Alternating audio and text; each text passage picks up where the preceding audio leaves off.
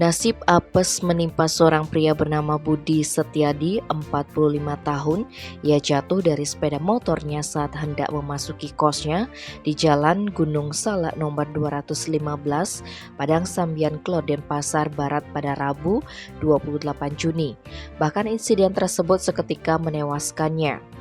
Kejadian itu dibenarkan Kasih Humas Polresta Denpasar, AKP Ketut Sukadian, dikonfirmasi pada Kamis 29 Juni. Diterangkannya, kejadian ini merupakan kecelakaan tunggal alias korban mengalami out of control. Awalnya Budi mengendarai sepeda motor Honda Vario. Korban melintas dari arah utara menuju ke selatan.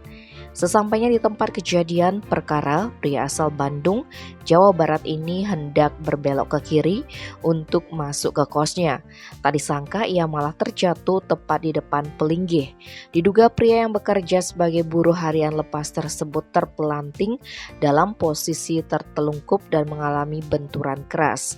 Ia tetap dalam posisi tersebut tanpa gerakan sama sekali.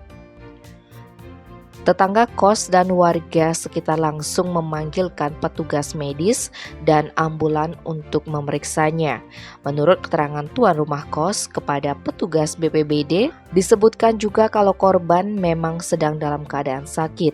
Jenazah korban sudah dievakuasi menuju RSUP Prop Ngurah Sanglah guna proses lebih lanjut. Tim Bali Express melaporkan.